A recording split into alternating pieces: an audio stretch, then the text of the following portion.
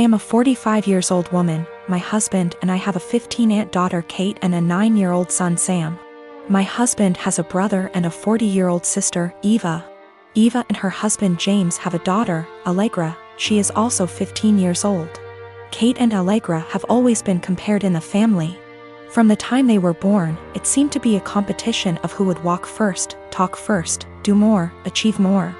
And Allegra was always first. I won't go too much into detail about Allegra because that's not really the point, but I will say she's a beautiful, intelligent, truly one-of-a-kind girl, and her parents have done a great job raising her. My in-laws fell in love with her and think she hung the moon. This bothered me and made me sad for Kate, but I let it go for the most part. There's no doubt in my mind that they love all the kids equally, but out of the two girls you can tell who they admire more.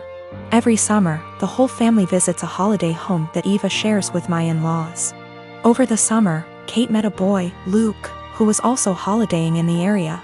They started dating. This was Kate's first experience with boys. Allegra had friends who were nearby, so for our first few weeks we didn't see her much. About 3/4 of the way through the holiday, Kate invited the boy she'd been seeing to dinner. Allegra was told to come, and afterwards she would be going to a party. At the dinner, it was clear that Luke was very attracted to Allegra. After dinner, Luke decided he would go to the party Allegra was going to as he had also been invited. They both asked Kate to go, but she wasn't allowed and was very upset.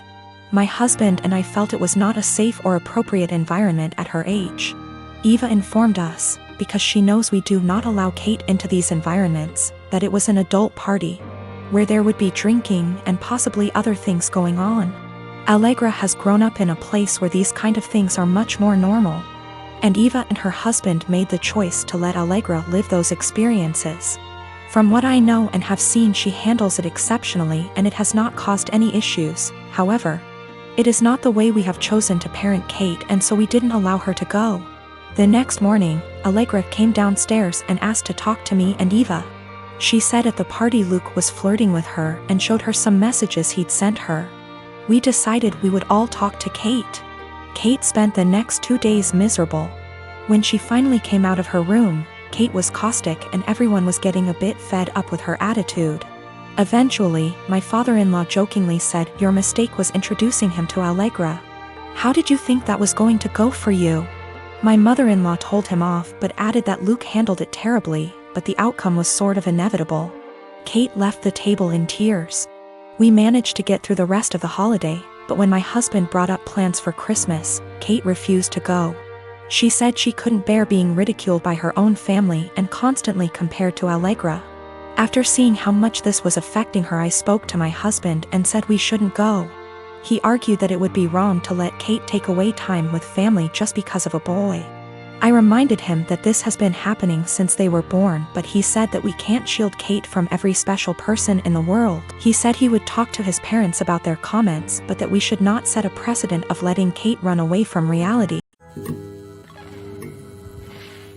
Now both of my kids, 16-year-old son and 9-year-old daughter, and my ex are extremely mad at me because I won't give up my appointed time with them. My son won't even talk to me and my daughter is crying all the time. Me and my ex divorced shortly after my daughter was born. I blame him for it and he blames me.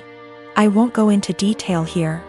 We ended up with a 50/50 custody agreement, switching every other week. While this was 8 years ago, we're still not on good terms. We rarely ever talk to each other outside of the kids, and I'm perfectly fine with that. One thing we have agreed on since the beginning though is that we don't plan things on days that aren't ours. And unless it's extremely important, we don't switch days or weeks. In the 8 years since we've been divorced, I have never asked him to have the kids on a day that isn't mine, and I've never given him one of my days even if he begged. Well, last week my ex contacted me and told me the good news. His parents are hosting a week-long family reunion in the summer at Disneyland and he wants to take the kids. Well, the problem is that it's on one of my weeks. He asked me to let the kids stay with him that week or to switch a week with me, and I shot him down. It's my week with them and I get to spend it with them. I told him if it's so important to him to reschedule, but he claims his parents can't do that and this is the only week that the whole family can go, and he told me that I need to think of them. I told him tough luck and hung up on him. Well, This last Sunday when my ex dropped the kids off with me, my son refused to talk to me at all and my daughter wouldn't even look at me. When I asked my ex what was wrong, he refused to talk to me, only saying ask them in a snarky tone before leaving. When I asked my daughter what was wrong, she burst into tears and said that I was not letting daddy take them to Disneyland. Asking my son, who still refuses to talk to me. It turns out that my ex told them I was not letting them go to Disneyland with him. He's trying to paint me as the bad guy. I sat both of them down last night to talk to them and explain it's my week with them, but they refused to listen to me. My daughter just cried and my son told me I'm only doing this to get back at my ex. I think it's unfair for him to do this when his parents scheduled it during my time with them. I demanded an apology from my ex and him to set things straight, but he refuses, and his last text to me being, "Can't tell them the truth 'cause they already know it." I'm so pissed right now. I met her 2 years ago when we worked together and quickly became very close. She helped me through the darkest times of my life. I was mid-split with an abusive ex when we met. And I helped her through some really tough and unimaginable things. There were lots of rumors at the time we were seeing each other and everyone assumed we were an item. But for the past 2 years our relationship has been purely platonic. She was my best friend, and up until a few weeks back I don't think we'd even ever hugged. Fast forward to a week ago, she came over for dinner and wine. This is very common and normal. We had more than usual and she was over the limit so couldn't drive, so she stayed the night. We slept in the same bed but apart and no physical contact again. It was completely normal and just as expected. We somehow didn't get up and ended up staying in bed until 10 p.m. the next day just talking. Sometime during that evening she got upset about something going on in her life. I rubbed her back while telling her everything will be okay, and then we just cuddled. Probably the first bit of real physical contact between us, but nothing was sexual. Didn't feel weird and she went home and it was all okay. This last weekend we had a hiking holiday planned, where we'd be sleeping in her van. She has a converted Transit. It's one bed but we thought we'd be fine. First night it was freezing, ending up cuddling and spooning but again didn't feel sexual. Second night is where it all went a bit wrong. We drank a bit too much and the spoon ended up getting carried away. It seems to be a joint thing, and before I knew it we were kissing and touching each other everywhere. It was a bit of a frenzy of this for about 15 minutes until we both stopped and realized what we just did. After this we spoke a little and asked if either of us regretted it. We both said we didn't, but it was odd. She got upset and I told her it was okay, it didn't change anything and we could just draw a line under it. We woke up the next morning and it happened again. We didn't talk too much but then went for a walk, and then just before we headed home we ended up all over each other again. We were completely naked but again stopped, cuddled and lay there. We both agreed it was a what happens in X, stays in X type event. It was a really long trip home, 6 hours plus. During this she would rest her head on my hand on lap ECT and it seemed very different to our usual dynamic. When we stopped at services for breaks we seemed to walk arm in arm. We kept kissing on and off but it seemed strangely normal. We arrived back at her home. She lives with her dad at the moment, but just before I left she kissed me again and thanked me for a wonderful weekend. The following day she came over to get some stuff I took home with me. We end up just cuddling, kissing, feeling and so on again, but she has dinner with a friend and we stop it there. She goes on her way. This should feel really weird and strange, but it felt completely normal and we both discussed it that it was so odd it felt normal.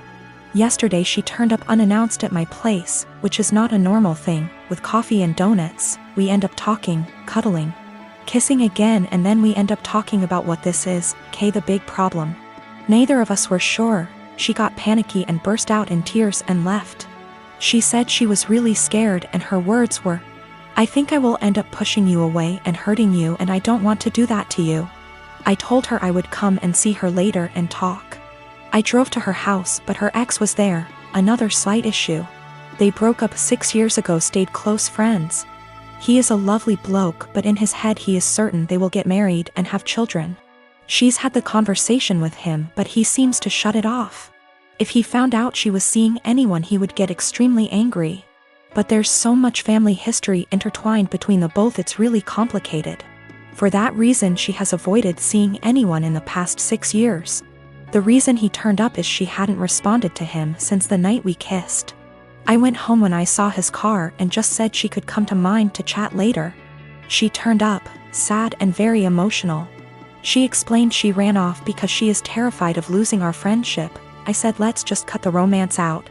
Draw a line under it and be friends again, but she seemed to not speak much when I said this. I asked if her ex was the issue. She said it was nothing to do with us but a whole other issue. But that was not impacting what was going on between us.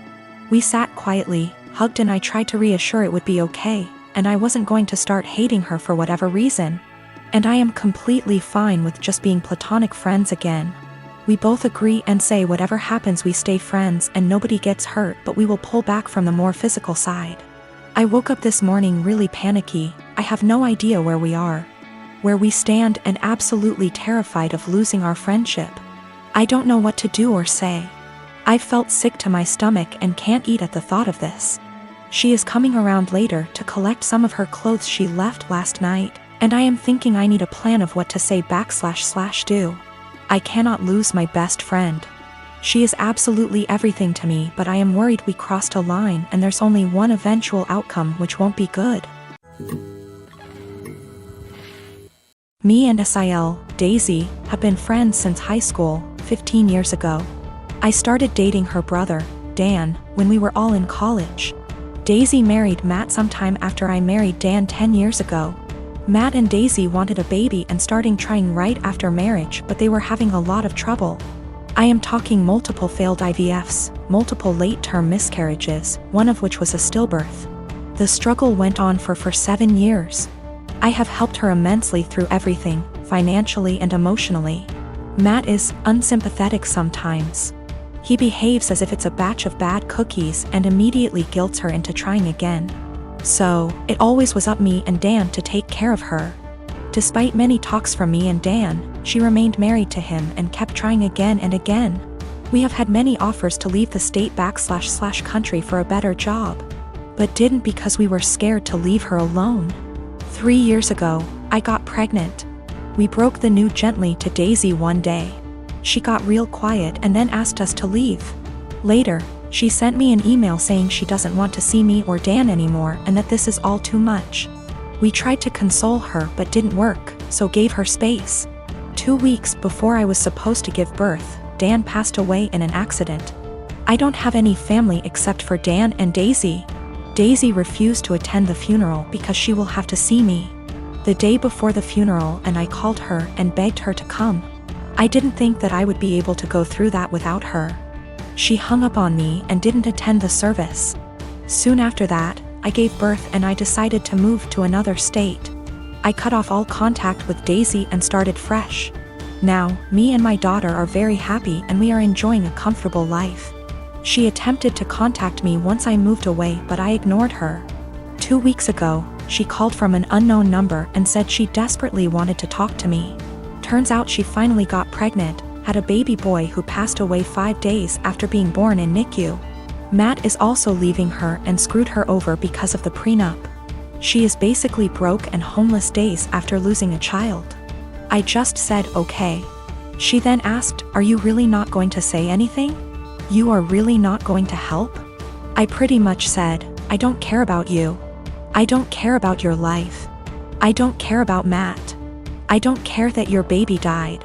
Just leave me and my daughter alone." And then hung up. Since then she has been sending me multiple emails and VMs stating how awful I am and how heartless and how much Dan would be disappointed. I continue to just ignore everything. I am not going to have any sympathy or help her in any way.